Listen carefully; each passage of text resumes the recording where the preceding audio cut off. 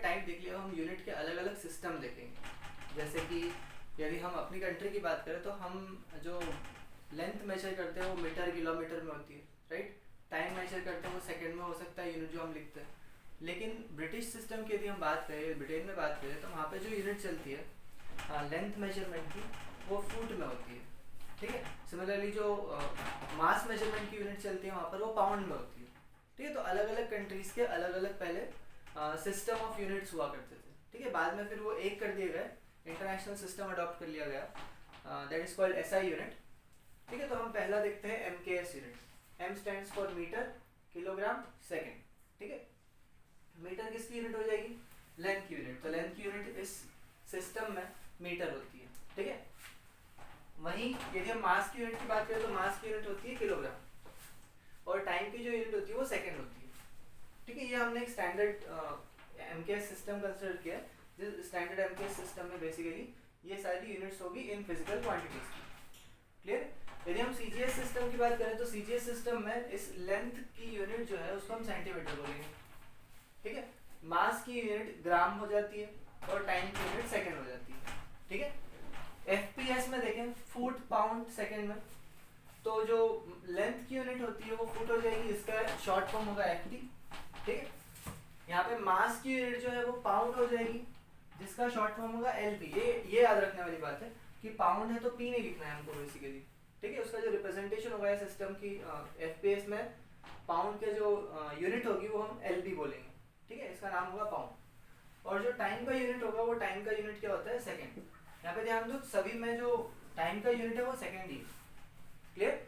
इसके बाद आता है एक सिस्टम, इंटरनेशनल सिस्टम अडॉप्ट किया गया है ऑल ओवर द वर्ल्ड, जिसमें मास जो लेंथ है, मास है और टाइम है, उसकी यूनिट तो सेम ही है, लेकिन फिर जैसे जैसे जैसे टाइम बढ़ता गया वैसे वैसे नई नई क्वांटिटीज डिराइव होने लगी, या फिर हम बोले कि नई नई फिजिकल क्वांटिटीज अपीयर होने लगी, ठीक है। तो उनमें से कुछ क्वांटिटीज ये है: temperature, electric current, luminous intensity and amount of substance, ठीक है। तो जो इंटरनेशनल सिस्टम है उसने क्या किया, उन जो नई क्वांटिटीज एग्जिस्टेंस में आई है उनको इंक्लूड कर लिया, क्लियर है। यदि हम ध्यान से देखें तो इधर एमकेएस में और इधर एसआई यूनिट के इतने इतने पोर्शन में सिमिलैरिटी है, एग्जैक्टली सेम है, राइट। बाद में एमकेएस में ऐसा कुछ सिस्टम था ही नहीं, लेकिन एसआई यूनिट में ये वाला सिस्टम हमने बना दिया, ठीक है। ये वाली यूनिट्स हमने बना दी, ठीक है। तो जो टेम्परेचर की यूनिट है वो क्या होगी? केल्विन, जिसको हम कैपिटल के से रिप्रेजेंट करेंगे। इलेक्ट्रिक करंट जो है, इलेक्ट्रिक करंट की जो यूनिट होगी दैट विल बी एम्पियर, जिसको हम एम्पियर से कैपिटल ए से रिप्रेजेंट करेंगे। ल्यूमिनस इंटेंसिटी, ल्यूमिनस इंटेंसिटी की जो यूनिट होगी दैट विल बी कैंडेला, इसको हम कैपिटल सी और स्मॉल डी से रिप्रेजेंट करेंगे, ठीक है। सिमिलरली अमाउंट ऑफ सब्सटेंस ये होता है मोल, MOL, ये इसका यूनिट हो गया, यूनिट का सिंबल हो गया, और ये उसका यूनिट का प्रोनाउंसिएशन हो गया, क्लियर। तो ये है सिस्टम ऑफ यूनिट्स। अलग अलग सिस्टम में यूनिट्स की वैल्यू अलग अलग होती है, तो जब यूनिट अलग अलग है तो उनके सामने के जो मैग्नीट्यूड्स होते हैं वो भी अलग अलग होते हैं, ठीक है। जैसे हमने एक एग्जांपल भी देखा था कि 1 मीटर को हम 100 सेंटीमीटर भी लिख सकते हैं, राइट। ये यूनिट हो गई सीजीएस यूनिट, और ये यूनिट हो गई एमकेएस यूनिट। तो देखो इनके सामने वाला जो मैग्नीट्यूड्स है वो भी बदल गए, क्लियर। ये हम कन्वर्जन भी देखेंगे, लेकिन अभी हम इसको नोट कर लें, इसको याद कर लेना।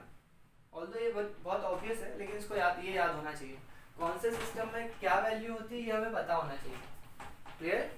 इसके अलावा दो और यूनिट्स होती हैं, दीज आर सप्लीमेंट्री यूनिट्स, उसको हम देख लेते हैं।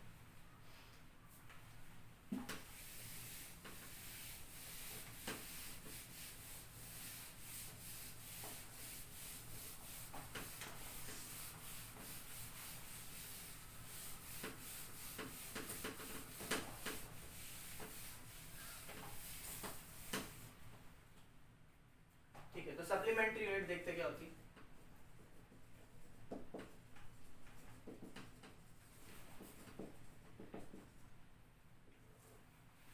सप्लीमेंट्री यूनिट में पहली फिजिकल क्वांटिटी हम कंसीडर करें।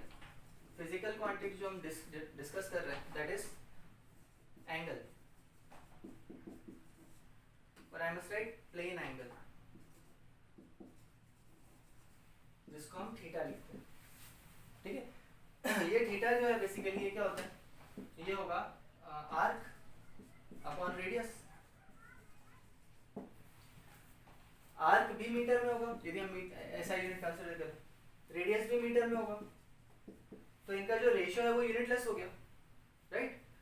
तो फिर हम इसको एक फिजिकल यूनिट क्यों बदल रहे हैं, सप्लीमेंट्री यूनिट में क्यों इसको रख रहे हैं, तो उसका रीजन ये है कि यदि मैं पाई लिखूं तो इस पाई का मतलब क्या हुआ, क्या मैं इसको 22/7 लिखूं या फिर इसको मैं 180 डिग्री लिखूं, ठीक है, कंफ्यूजन रह सकता है ना।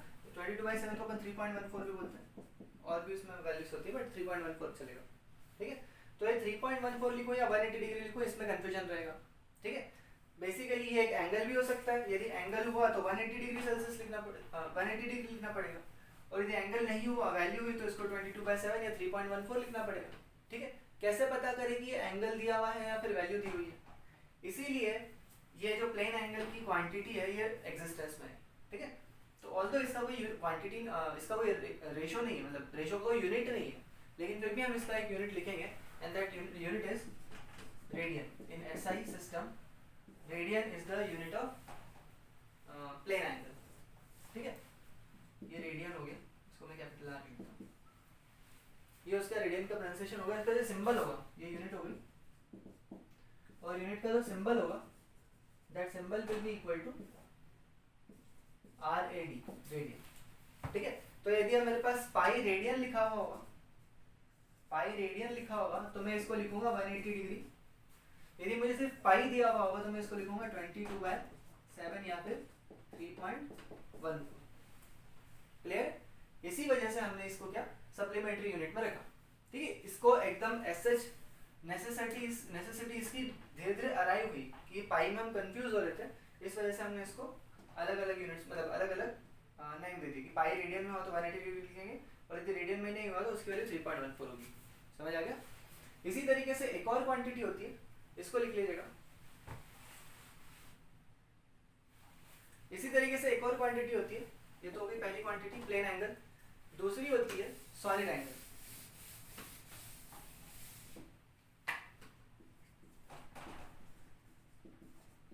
सॉलिड एंगल जिसको हम ओमेगा से रिप्रेजेंट करते हैं, ठीक है।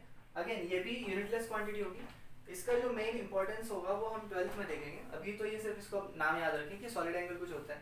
इसका मैं सेंस बताते चलूँ कि सॉलिड एंगल और प्लेन एंगल में डिफरेंस क्या है, देखना ध्यान से। ये मैंने एक आर्क कंसिडर करी, ये रेडियस हो गई, ये आर्क हो गई, आर्क लेंथ हो गई, इनके बीच का जो ये एंगल है ये थीटा हुआ, राइट। सॉलिड एंगल क्या होगा, सॉलिड एंगल को यदि मैं बनाने की कोशिश करूँ तो कुछ ऐसे दिखेगा कि मान लेते हैं कि आइसक्रीम कोन है, और इस आइसक्रीम कोन के जो एंड पॉइंट पर एक एंगल सबटेंड हो रहा है, ये उस प्लेन में नहीं होगा, ये कोन जैसा एंगल होगा, ठीक है। तो इसको हम बोलेंगे this is the solid angle, ठीक है। ये एक प्लेन में 2 डायमेंशन में हम इसको ड्रॉ कर सकते हैं, इसको हम 2 डायमेंशन में दिखाने की कोशिश कर रहे हैं, ऑल्दो ये ड्रॉ नहीं होगा, राइट। सो ये हो गया सॉलिड एंगल, ये होगा प्लेन एंगल। सॉलिड एंगल भी यूनिटलेस ही होता है, ठीक है, और इसका जो यूनिट होता है वो होता है स्टेरेडियन, ठीक है। इसका जो सिंबल होगा दैट विल बी STR।